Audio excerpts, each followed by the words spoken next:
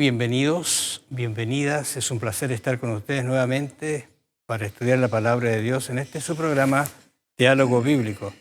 Estamos entrando en casi al final de las lecciones, el estudio de Juan.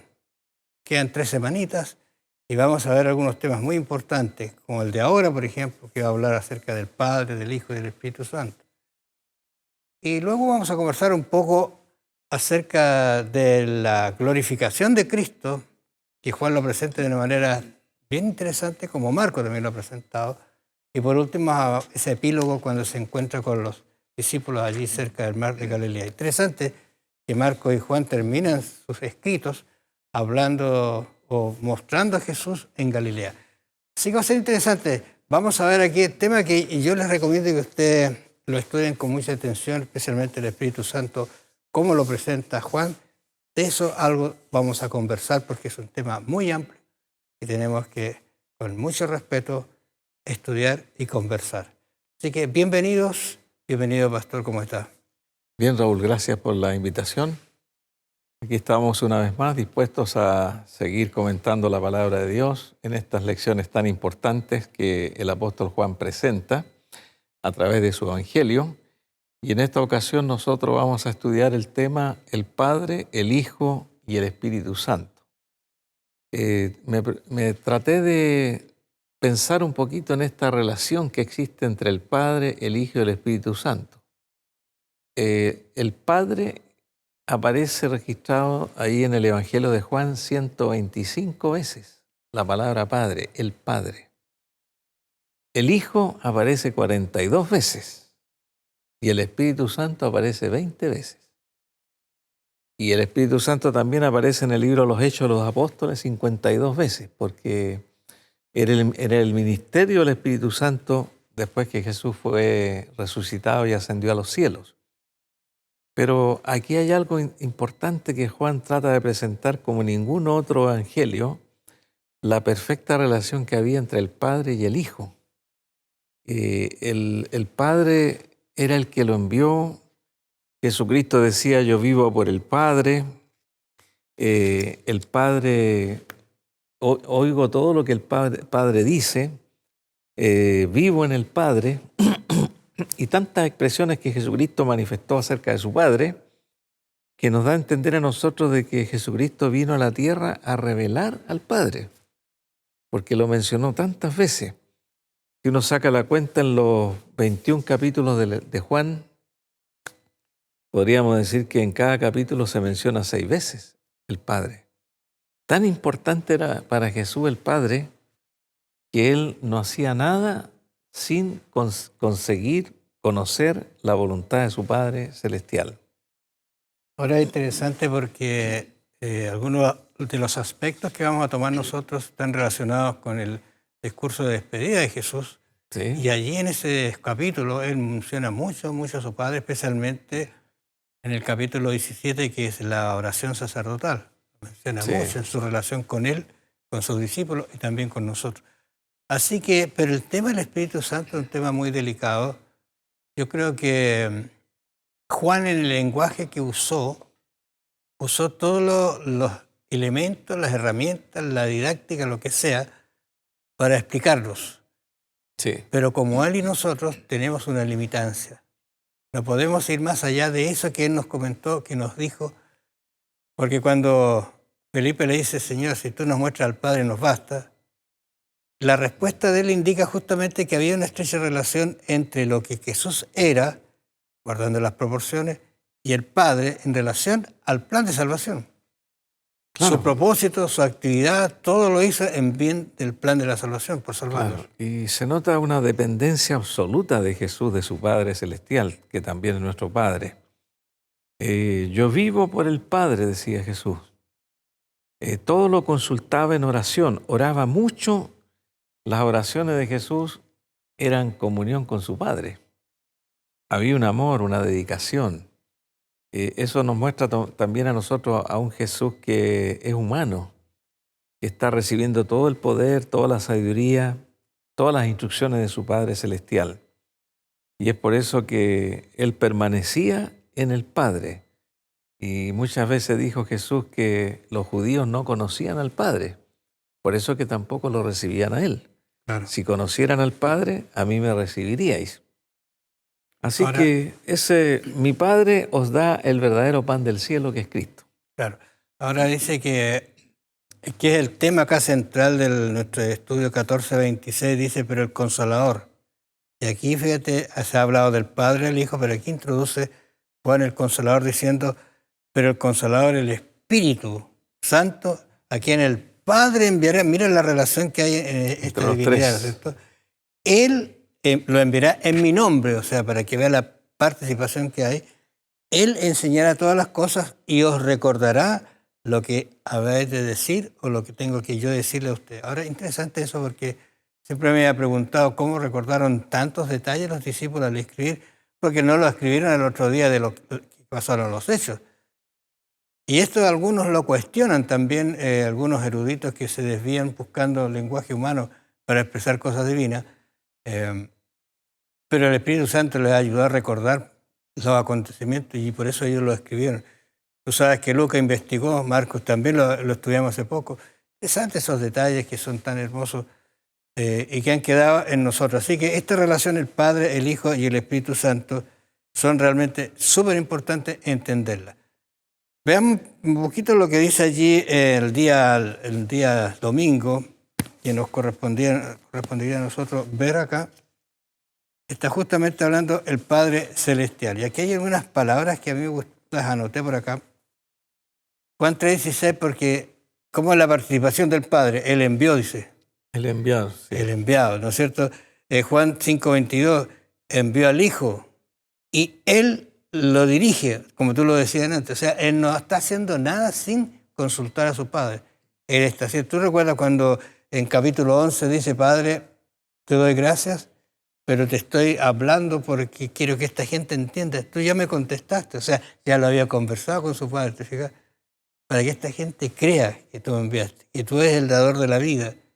Y ahí después de eso viene digamos, la afirmación, Lázaro, ven fuera.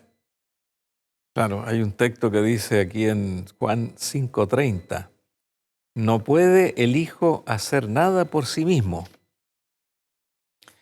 Y esto lo está diciendo Jesús acerca de su poder personal. El Hijo no puede hacer nada por sí mismo, sino lo que ve u oye del Padre, Él lo hace igualmente. Así dice el texto. Eso también es una enseñanza para nosotros porque hay muchas cosas que nosotros podríamos hacer independientes de Dios, sin consultarle, sin tener un espacio de oración, sin buscar la voluntad de Dios. Y esa independencia que la mayor parte de los cristianos desarrollan en el mundo es porque es una autosuficiencia. Pensamos que podemos hacer las cosas bien sin tener una estrecha relación con Cristo, con el Padre, pero Jesucristo menciona ahí, yo no puedo hacer nada por mí mismo. Necesito yo tener esa instrucción, ese poder que viene del Padre Celestial. Ahora es interesante porque tú hablas de que Él no puede hacer nada, pero sí Él dice en Juan, y lo expresa, diciendo, mi Padre, voy a decirle mis palabras, ¿cierto? Mi Padre no va a enjuiciar, me lo dio a mí el juicio. Cierto. Pero eso es muy lindo ese texto porque el amigo es el que nos enjuicia. Y Sí. ese es Jesús. Incluso Él dice, yo no los voy a juzgar, sino mis palabras, las que me dio el Padre, los juzgarán.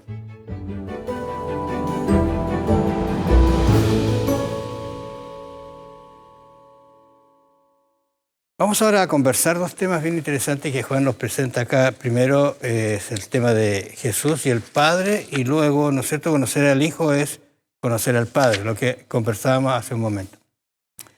En Génesis 3:7 se ve esa relación linda que hay en la creación misma, en realidad, lo que hizo Dios, Jesús y el Padre, dice acá, pero Génesis capítulo 3, versículo 7, dice, entonces fueron abiertos los ojos de ambos y conocieron que estaban desnudos. Entonces, la parte humana cosieron hojas de higuera para protegerse. Yo siempre lo he mirado, esto uno pasa los textos a veces, pero estas palabras son muy importantes. ¿Qué estaban cubriendo con eso? Nada. Eso se iba a secar y no iba a hacer nada. ¿Te fijas tú que no hay posibilidad que el ser humano, una vez que entra en una antirrelación con Dios, se pueda cambiar si no hay una intervención de Jesús y el Padre en ese sentido? ¿Te fijas? Así que esto revela lo terrible que es la ruptura del pecado, por un lado, ¿no es cierto? Y cuál es la solución que ya Cristo está colocando acá. Porque, ¿qué es lo que sucede en el relato? Jesús sabiéndolo todo, Dios sabiéndolo todo, dice, ¿dónde estás tú? Sí. Bueno, esta es una muestra del aprecio, del cariño, del amor del Padre por las dos criaturas que hizo en la creación del mundo, que habían hecho esta ruptura del pecado, quedaron separados de Dios, se escondieron del Señor, se cubrieron con lo que encontraron a mano, nunca habían visto su desnudez porque sus ojos fueron abiertos y vieron ellos, tuvieron vergüenza de sus cuerpos. Y allí vemos nosotros una actitud del Padre que los busca, y los busca hasta encontrarlos. Y Jesucristo vino a este mundo y se hizo hombre precisamente para ubicarse como sustituto en el lugar de Adán. Adán ya no podía salvar a sus generaciones futuras del pecado, ni siquiera a sí mismo, aunque se arrepintiera.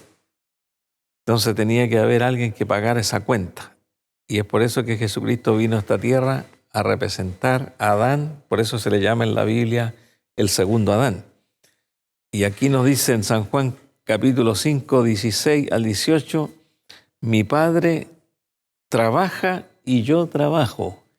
Qué interesante es esta expresión. ¿En qué trabajaba el Padre? ¿Cuál es el trabajo del Padre? ¿Cuál será el trabajo del Hijo? ¿Serán dos trabajos iguales? ¿En qué sentido?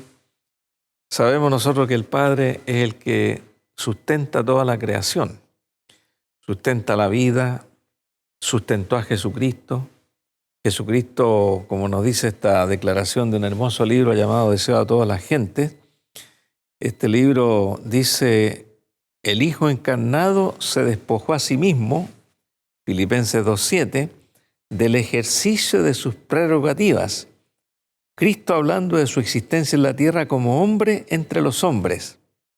Es decir, Jesucristo se humanó, engendrado por el Espíritu Santo, y nos damos cuenta que el trabajo de Jesús aquí en la tierra siempre fue demostrar el carácter del Padre y restaurar a los enfermos, ayudar, predicar, enseñar la verdad. Quizá este es un tema que uno difícilmente lo pueda entender, porque ¿cuál era la posición de él? ¿Qué es lo que hacía Cristo en el cielo? ¿Qué nivel tenía? ¿Qué sabía? Si era como el Padre. Humanizarse fue ya, dice un autor, humanizarse ya fue un gran sacrificio. Sacrificio. El solo hecho, sin hacer todo el resto que nosotros vamos a conocer y vamos a estudiar. Entonces, esa comprensión extraordinariamente. Pero esta ligazón que hay entre el Padre y el Hijo, cómo están en pos del plan de la salvación, de salvar al ser humano. Por eso es que a veces nos perdemos también cuando algunas declaraciones nos sacan de del proceso de salvación. Claro, y como tú dices, hacerse de un ser humano, Jesucristo, nosotros sabemos que el ser humano fue creado tal vez miles de años después que los ángeles. Incluso entendemos que los ángeles son superiores a nosotros, en poder, en muchos atributos que Dios le ha dado a los ángeles. Y hubo ángeles que cayeron, pero Jesucristo no se dignó, o en la sabiduría de Dios, no hubo un sustituto para la salvación de los ángeles, pero sí hubo un sustituto para salvar a esta raza pecadora que somos nosotros los seres humanos. Es por eso que Jesucristo, ese cuerpo humano, lo va a llevar por toda la eternidad. Y no se va a separar de él porque ya nació, ya murió y resucitó. Entonces Jesús no le puede decir al cuerpo humano, ya me serviste para venir a la tierra, ahora me despido. Claro. Eso es algo, un misterio de la encarnación que todavía no lo entendemos bien. Ahí hay un tema bien delicado porque algunos toman esto mismo y dicen, Dios en el cielo va a ser humano. Cuidado Sí. con eso, porque ahí va a tener las dos naturalezas Las activas. tiene, sí, demás. ¿No entiendes? Va a ser humano, pero también va a ser divino. O sea, no podemos limitar lo que Dios ahora en el cielo va a ser un ser humano. Pero mira, el Padre y el Hijo actuando, estaba pensando cuando Juan 1:1 y 2 dicen, en principio, ¿no es cierto?, era el Verbo, y el Verbo era Dios, y el Verbo era con Dios, en el principio con Dios. Eso nos dice la realidad del problema del pecado y a la vez lo que tuvo que pagar a ese nivel para solucionar el problema del pecado. Y el Padre y el Hijo actuando, ¿no es cierto? Ahora, ¿cómo se conoce al Padre? ¿Cómo se sabe quién es el Padre? ¿Cómo actúa? Yo no voy a decir que hable igual que Cristo, no, eso no se puede hacer porque Cristo vino como humano para estar a nuestro nivel y que nosotros podamos entender eso. Claro. Ahora su Padre, el Padre nuestro, o el Padre celestial, como le llama Jesús también, enseñó a Jesús. Jesucristo dice aquí en San Juan 7:16, mi doctrina no es mía, sino de aquel que me envió. Es decir, la doctrina que Jesucristo predicó, el Padre se la reveló. Jesucristo no vino con esa doctrina desde el cielo como una reminiscencia de lo que él recordaba antes, estando allí en el paraíso celestial o en la gloria, sino que él fue recibiendo toda esa instrucción directa de su Padre. Se despojó de esa sabiduría eterna que él tenía, porque con esa sabiduría eterna Jesucristo no necesitaría recibir ninguna instrucción de su Padre. Pero aquí vemos nosotros una dependencia absoluta de Cristo del Padre. Todo lo que él hacía, el Padre le concedía ese don para hacerlo. Y más adelante nos dice aquí en el versículo 38, yo hablo lo que he visto cerca del Padre, y vosotros hacéis lo que habéis oído acerca de vuestro Padre. Esto le está diciendo Jesús a los fariseos.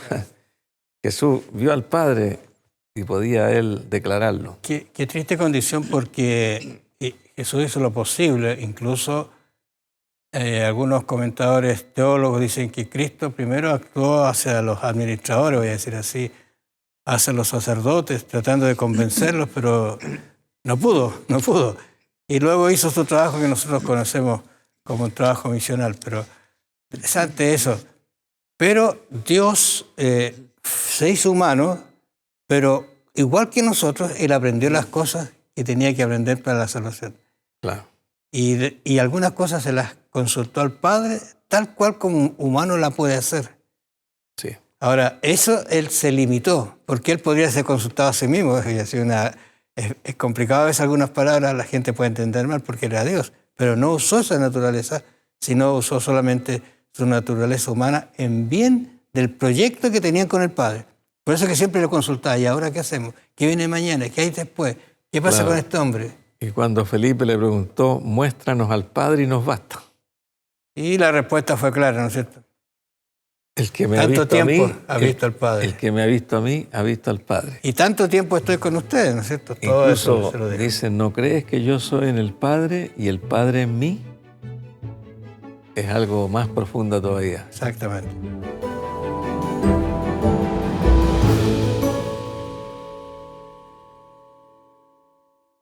Ahora el tema que vamos a conversar en este momento está relacionado con el Espíritu Santo y luego vamos a tocar algunos aspectos porque en el tiempo que tenemos no podemos hablar mucho, es corto.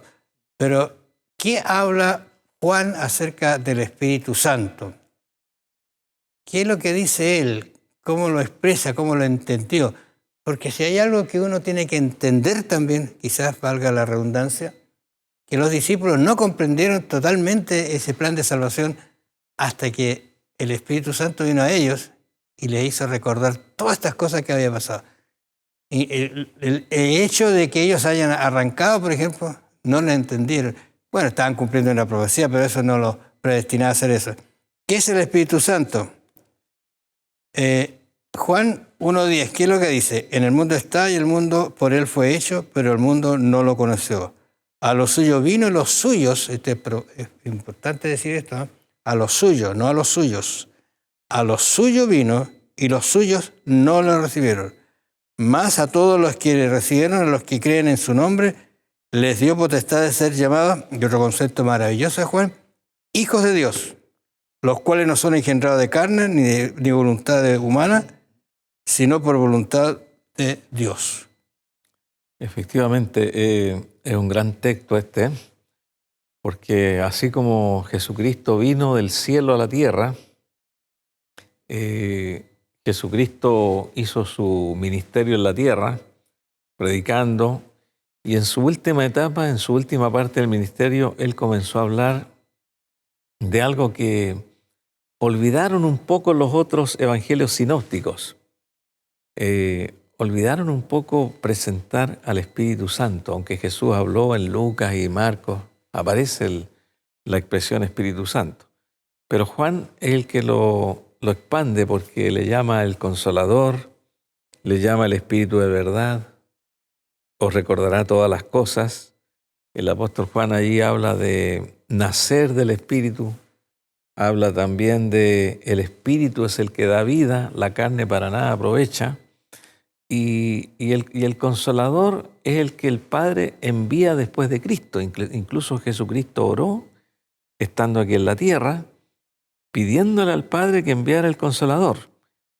Y cuando se iba ahí ya había resucitado, es necesario que yo vaya al Padre, porque voy a pedirle al Padre que les envíe al Consolador. Y el Consolador, podemos decir nosotros con toda categoría, es un segundo Jesucristo. Pero Dios mismo, Jesucristo también era Dios. Pero el Consolador iba a cumplir un papel importante con la iglesia.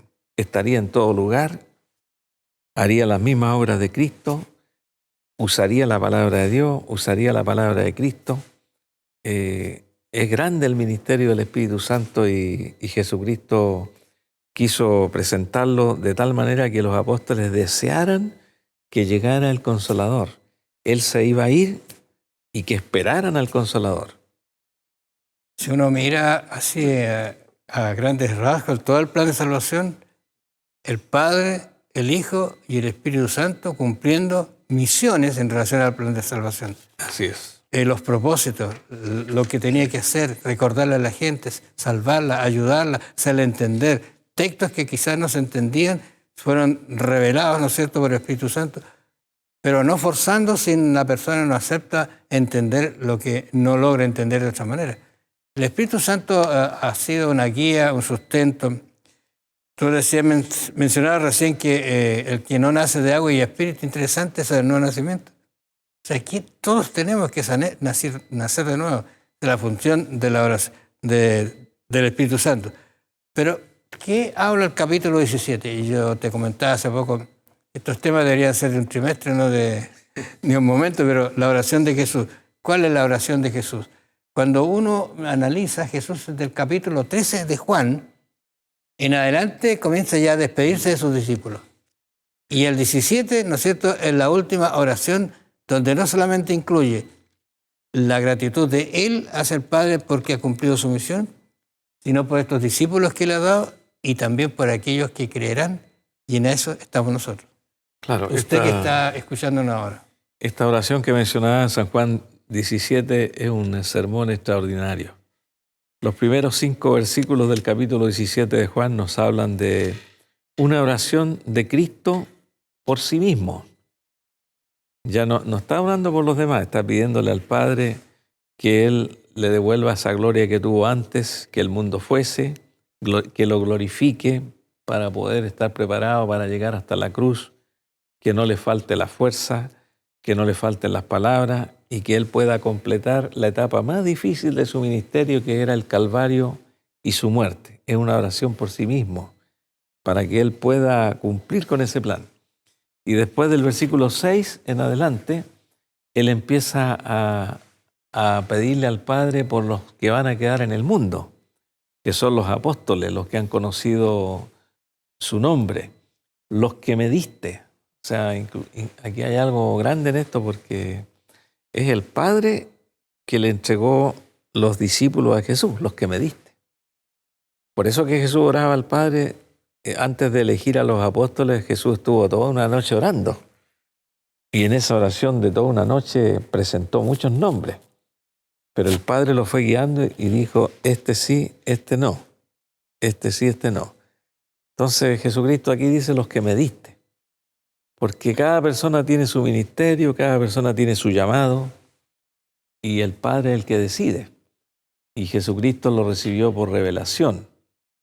Y Jesucristo aquí oró para que todo lo mío y todo lo mío es tuyo y lo tuyo mío, y he sido glorificado en ellos. Ya no estoy en el mundo, mas estos están en el mundo.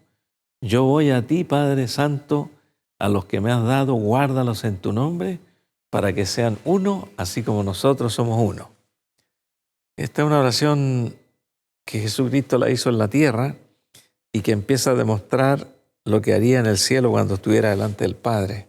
¿Cómo serán las oraciones de Cristo, Raúl, ante el Padre? ¿Cómo conversará Él? ¿Cómo pedirá al Padre si aquí ya está pidiendo cosas extraordinarias para su iglesia? Estaba pensando justamente mientras estudiaba esto que hay un lenguaje que yo no lo tengo ni nadie lo tiene, que es el lenguaje celestial.